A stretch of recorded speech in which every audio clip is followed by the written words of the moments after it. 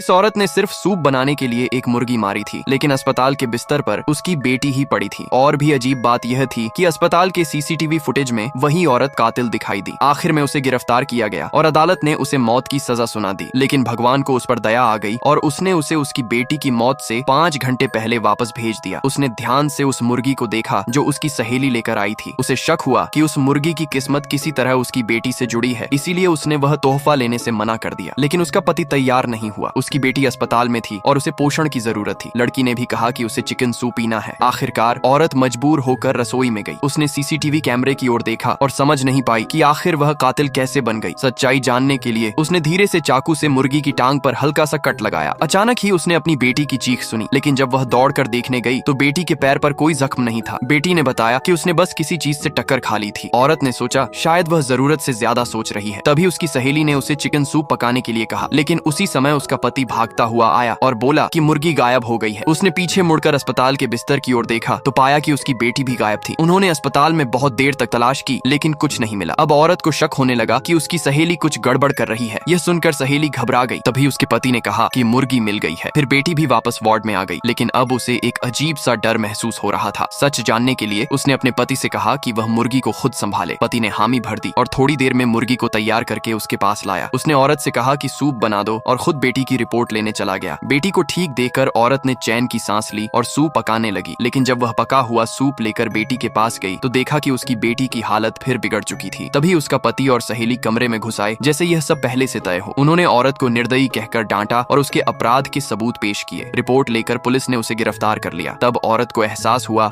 कि उसकी किस्मत पहले से तय थी। सभी पुरानी बातों को याद करते हुए उसने तुरंत सच्चाई को समझ लिया और सामने की दीवार को लात मारकर तोड़ दिया। दीवार के अंदर वही औजार छिपे थे जिनसे उसके पति और उसकी सहेली ने यह अपराध किया।